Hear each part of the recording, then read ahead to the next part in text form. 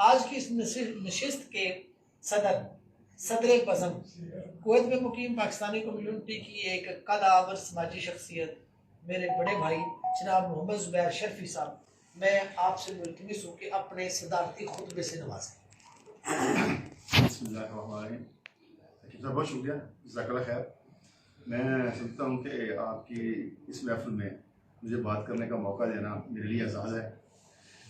सबसे पहले मैं करम भाऊ साहब का बड़ा शुक्रगुजार हूँ कि उन्होंने इतनी अच्छी महफिल हमारे दोस्तों के एजाज़ में रखी। आपका बहुत बहुत शुक्रिया। मैं अक्सर जब किसी प्रोग्राम में मुलाकात होती थी इनसे, करम भाऊ साहब से, तो मैं अक्सर कहता था यार गुजरों से सलाम लेना स्वाब है। अच्छा, तो वो मैं एक मोहब्बत से कहता था क्योंकि हो सकता है मेरे ज़्यादा दोस्ती गुजर फैमिली के साथ है। तो कहते हैं किसी का सफ़र करें तो इंसान को उसकी शख्सियत के अपने साथी की समझ ज़्यादा मुतासर करती है, ज़्यादा पता चल जाता है। तो पिछले इस रमज़ान में हमने एक सफ़र इकट्ठा किया, इनके साथ उम्र की साथ हासिल की हम सब ने, और बड़ा अच्छा लगा। और उस दौरान मैंने जो इनके मतलब सोचता था उसको मैंने 100% यकीन के साथ अच्छा पाया। माशाअल्लाह। मैं देखा करम भाऊ एक इंतहाई सादे, मोहब्बत करने वाले, मीठी और खरी शख्सियत के मालिक हैं। ऐसी देखिए कुछ शख्सियतें ऐसी होती हैं जो हम लोग दुनिया में कितने लोग हैं, लेकिन चंद ऐसी शख्सियत होती हैं जिस पे अल्लाह ताला की रहमत होती है। और अल्लाह ताला की रहमत जो होती है तो वो उस हलावत को और उस मिठास को बिखेरते हैं और तकसीम करते हैं। उस शख्सियत में करम भाऊ का नाम भी शामिल है, जो बहुत अच्छा लगा। दूसरे हमारे आज की महफिल माशाल्लाह बड़ी अच्छी महफिल है, नए दोस्त आए हुए हैं। तो शोहरा के मतलब तो मेरी बड़ी मुस्बत सोच हमेशा से रही। जो इंसान लिखता है, पढ़ा लिखा है, मैं अक्सर दोस्तों से कहता हूँ जो नहीं पढ़े लिखे ना, वो पढ़े लिखे लोगों के साथ बैठा करें, कुछ ना कुछ आपको हासिल होगा। देखें अगर आप देखें ना, पहले अपने आज से 100 साल पहले या 50 साल पहले जो हमारे बड़े थे, तो देखिए कि अक्सर गांव में जो नंबरदार होता था ज़्यादा पढ़ा लिखा नहीं होता था, लेकिन अक्ल और शौर होता था, वो पूरे गांव को लेकर साथ में चलता था। जी, अक्ल और शौर इंसान की माँ की गोद से मिलता है। तो ये अक्ल और शौर जो है ना, ये जब इंसान तलीम याफ्ता होता है उसमें और ज्यादा होता है। इसलिए पढ़े लिखे लोगों के पास अगर बैठोगे तो आपको कुछ ना कुछ हासिल होगा। तो शायर जो है, शायर के मतलब मैं एक बार फिर यही कहूंगा, जैसे आप देखें नौमलूद बच्चा होता है, वो मुस्कुरा रहा होता है, उसकी मुस्कुराहट हर किस्म के ऐप और फ्रेम से आ रही होती है। क्या बात है।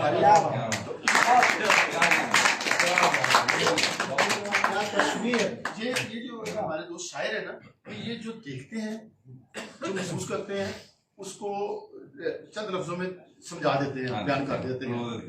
मैं ये अर्ज करता चलूं, जब फ्रांस में अलहदी की जंग हो रही थी, दूसरी जंग अज़ीम के बाद हो रही थी, तो वहाँ के शायर ने अपनी मौजूदा फ्रांसी हुकूमत के खिलाफ कुछ लिखा, और उन्होंने जो वहाँ के लोगों को अच्छा ना लगा, तो उन्होंने अपनी हुकूमत से कहा कि इस शायर को जेल में डाल दो, ताकि इसने तो हमारे खिलाफ लिखा।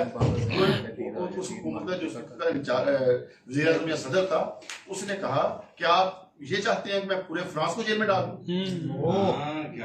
यानी एक शायर, देखो शायरों ने बहुत जगह ऐसी हैं जहाँ शायरों ने तकदीर बदली, माहौल बदले, और ऐसी चीजें लिखी जिससे बिल्कुल एक काया पलट गई, जिसको कहते हैं। बिल्कुल सही। आप अपने मुल्क की मिसाल ले लें, हमारे शायर अल्लामा हमद इकबाल साहब ने एक तकदीर दी, एक सोच दी, और उससे एक इस्लामी मुल्क मज़े वजूद में आई।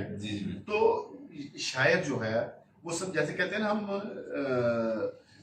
कि समुद्र को कूजे में बंद कर देना, बहुत लंबी बात को जब हम समझाने में, जैसे हो सकता है ये जो मैं बातें कर रहा हूँ, अगर इसी को किसी शायर ने समझाना हो तो एक शेर में समझा देगा, ठीक है ना। तो इस वजह से इन पे ये भी माशरे में चंद शख्सियात होती हैं, लाखों करोड़ों में अगर चंद हजार शायर हैं, तो वो अल्लाह ताला की रहमत है, हमें उनको सुनना चाहिए और उनकी कदर करनी चाहिए। जबरदस्त, एक मरतबा फिर मैं सब आप इंशाल्लाह अभी दुआ करेंगे और सबके लिए दुआ करें, इनके लिए, हमारे कर्मों के लिए भी दुआ करें, ये बड़ी मोहब्बतें बिखेरते हैं। तो जज़ाकल्लाह खैर। इसी बात, अच्छा एक बात मैं जरूर करूँगा, मुझे याद आ गई, अभी करूँगा मैं। अभी बदर सिमाब साहब ने, जैसे नसीब साहब ने, इन्होंने मसूद साहब ने और बदर सिमाब साहब ने ना शेर सुनाए, गज़लें सुनाई हमने, और हमारे नए दोस्त भी बैठे हुए, उनके लिए बता रहा हूँ। जब इंसान यहाँ आता है, इंसान के मसाइल भी कुछ होते हैं, मोहब्बतें भी होती हैं, सब होता है। तो मुझे भी कुछ वक्त ऐसे यहाँ ऐसा लगा कि मैं पाकिस्तान ना जा सका। तो जब पाकिस्तान आदमी नहीं जाता, मसाइल बढ़ते हैं।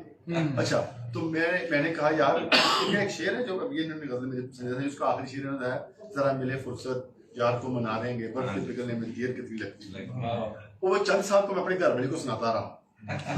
कोई बात नहीं, इसमें कोई बुरी बात नहीं है। मैं घर वाले की बात कर रहा हूँ, किसी बाशुक की बात नहीं कर रहा।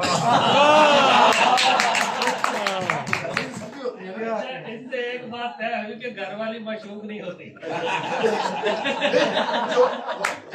जो आसान उर्दू में हम कहते हैं, उसको हम थोड़ा फर्क रखते हैं, उस हवाले से बात कर रहा हूँ। तो जो मैं कुछ होते हैं मिसाइल, तो एक दिन मैंने उनसे कहा यार वो शेर आपका काम नहीं कर रहा। तो उन्होंने कहा नहीं भाई, अब शेर नहीं चलेगा, आपको खुद जाना पड़ेगा। तो ये देखिए, ये इनका शेर जो है ना, इनका काम भी करता है। इनका शेर मैं हकीम भी है। तो इल्फाज के साथ मैं जाना चाहता हूँ। आज की महफिल माशाल्लाह बहुत जबरदस्त थी, बड़ा मजा आया। मैं एक मरतबा शुक्र साहब का, जिन्होंने ये आज की चलें जी।